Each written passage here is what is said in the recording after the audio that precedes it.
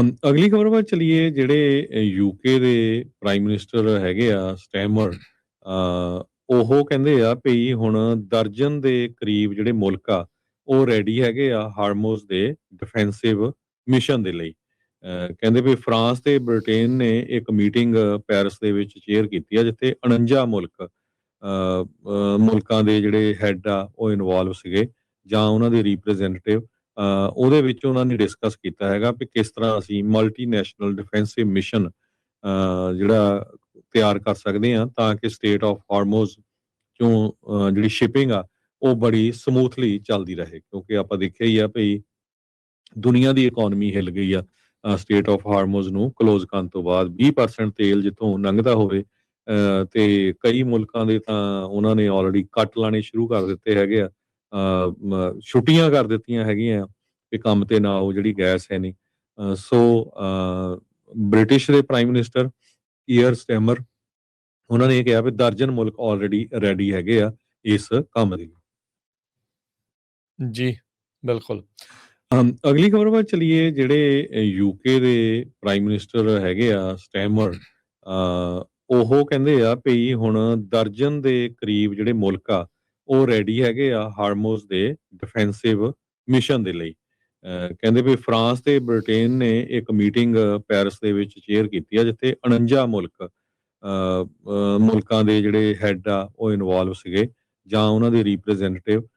ਉਹਦੇ ਵਿੱਚ ਉਹਨਾਂ ਨੇ ਡਿਸਕਸ ਕੀਤਾ ਹੈਗਾ ਵੀ ਕਿਸ ਤਰ੍ਹਾਂ ਅਸੀਂ ਮਲਟੀਨੈਸ਼ਨਲ ਡਿਫੈਂਸਿਵ ਮਿਸ਼ਨ ਜਿਹੜਾ ਤਿਆਰ ਕਰ ਸਕਦੇ ਹਾਂ ਤਾਂ ਕਿ ਸਟੇਟ ਆਫ ਹਾਰਮੋਜ਼ ਚੋਂ ਜਿਹੜੀ ਸ਼ਿਪਿੰਗ ਆ ਉਹ ਬੜੀ ਸਮੂਥਲੀ ਚੱਲਦੀ ਰਹੇ, ਕਿਉਂਕਿ ਆਪਾਂ ਦੇਖਿਆ ਹੀ ਆ ਵੀ ਦੁਨੀਆ ਦੀ ਇਕਨੋਮੀ ਹਿੱਲ ਗਈ ਆ ਸਟੇਟ ਆਫ ਹਾਰਮੋਜ਼ ਨੂੰ ਕਲੋਜ਼ ਕਰਨ ਤੋਂ ਬਾਅਦ। 20% ਤੇਲ ਜਿੱਥੋਂ ਲੰਘਦਾ ਹੋਵੇ ਤੇ ਕਈ ਮੁਲਕਾਂ ਦੇ ਤਾਂ ਉਹਨਾਂ ਨੇ ਆਲਰੇਡੀ ਕੱਟ ਲਾਣੇ ਸ਼ੁਰੂ ਕਰ ਦਿੱਤੇ ਹੈਗੇ ਆ, ਛੁੱਟੀਆਂ ਕਰ ਦਿੱਤੀਆਂ ਹੈਗੀਆਂ ਕਿ ਕੰਮ ਤੇ ਨਾ ਆਓ, ਜਿਹੜੀ ਗੈਸ ਹੈ ਨਹੀਂ। ਸੋ ਬ੍ਰਿਟਿਸ਼ ਦੇ ਪ੍ਰਾਈਮ ਮਿਨਿਸਟਰ ਕੀਅਰ ਸਟੈਮਰ, ਉਹਨਾਂ ਨੇ ਇਹ ਕਿਹਾ ਵੀ ਦਰਜਨ ਮੁਲਕ ਆਲਰੇਡੀ ਰੈਡੀ ਹੈਗੇ ਆ ਇਸ ਕੰਮ ਦੇ ਲਈ।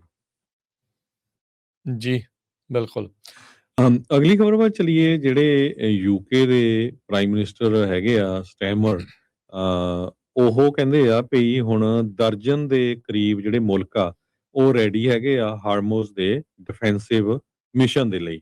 ਕਹਿੰਦੇ ਵੀ ਫਰਾਂਸ ਤੇ ਬ੍ਰਿਟੇਨ ਨੇ ਇੱਕ ਮੀਟਿੰਗ ਪੈਰਿਸ ਦੇ ਵਿੱਚ ਚੇਅਰ ਕੀਤੀ ਆ, ਜਿੱਥੇ 49 ਮੁਲਕਾਂ ਦੇ ਜਿਹੜੇ ਹੈੱਡ ਆ ਉਹ ਇਨਵੋਲਵ ਸੀਗੇ ਜਾਂ ਉਹਨਾਂ ਦੇ ਰਿਪਰੈਜ਼ੈਂਟੇਟਿਵ। ਉਹਦੇ ਵਿੱਚ ਉਹਨਾਂ ਨੇ ਡਿਸਕਸ ਕੀਤਾ ਹੈਗਾ ਵੀ ਕਿਸ ਤਰ੍ਹਾਂ ਅਸੀਂ ਮਲਟੀਨੈਸ਼ਨਲ ਡਿਫੈਂਸਿਵ ਮਿਸ਼ਨ ਜਿਹੜਾ ਤਿਆਰ ਕਰ ਸਕਦੇ ਹਾਂ ਤਾਂ ਕਿ ਸਟੇਟ ਆਫ ਹਾਰਮੋਜ਼ ਚੋਂ ਜਿਹੜੀ ਸ਼ਿਪਿੰਗ ਆ ਉਹ ਬੜੀ ਸਮੂਥਲੀ ਚੱਲਦੀ ਰਹੇ, ਕਿਉਂਕਿ ਆਪਾਂ ਦੇਖਿਆ ਹੀ ਆ ਵੀ ਦੁਨੀਆ ਦੀ ਇਕਨੋਮੀ ਹਿੱਲ ਗਈ ਆ ਸਟੇਟ ਆਫ ਹਾਰਮੋਜ਼ ਨੂੰ ਕਲੋਜ਼ ਕਰਨ ਤੋਂ ਬਾਅਦ। 20% ਤੇਲ ਜਿੱਥੋਂ ਲੰਘਦਾ ਹੋਵੇ ਤੇ ਕਈ ਮੁਲਕਾਂ ਦੇ ਤਾਂ ਉਹਨਾਂ ਨੇ ਆਲਰੇਡੀ ਕੱਟ ਲਾਣੇ ਸ਼ੁਰੂ ਕਰ ਦਿੱਤੇ ਹੈਗੇ ਆ, ਛੁੱਟੀਆਂ ਕਰ ਦਿੱਤੀਆਂ ਹੈਗੀਆਂ ਕਿ ਕੰਮ ਤੇ ਨਾ ਆਓ, ਜਿਹੜੀ ਗੈਸ ਹੈ ਨਹੀਂ। ਸੋ ਬ੍ਰਿਟਿਸ਼ ਦੇ ਪ੍ਰਾਈਮ ਮਿਨਿਸਟਰ ਕੀਅਰ ਸਟੈਮਰ, ਉਹਨਾਂ ਨੇ ਇਹ ਕਿਹਾ ਵੀ ਦਰਜਨ ਮੁਲਕ ਆਲਰੇਡੀ ਰੈਡੀ ਹੈਗੇ ਆ ਇਸ ਕੰਮ ਦੇ ਲਈ। ਜੀ ਬਿਲਕੁਲ। ਅਗਲੀ ਖਬਰ ਵੱਲ ਚਲੀਏ। ਜਿਹੜੇ ਯੂਕੇ ਦੇ ਪ੍ਰਾਈਮ ਮਿਨਿਸਟਰ ਹੈਗੇ ਆ ਸਟੈਮਰ, ਉਹ ਕਹਿੰਦੇ ਆ ਵੀ ਹੁਣ ਦਰਜਨ ਦੇ ਕਰੀਬ ਜਿਹੜੇ ਮੁਲਕ ਆ ਉਹ ਰੈਡੀ ਹੈਗੇ ਆ ਹਾਰਮੋਜ਼ ਦੇ ਡਿਫੈਂਸਿਵ ਮਿਸ਼ਨ ਦੇ ਲਈ।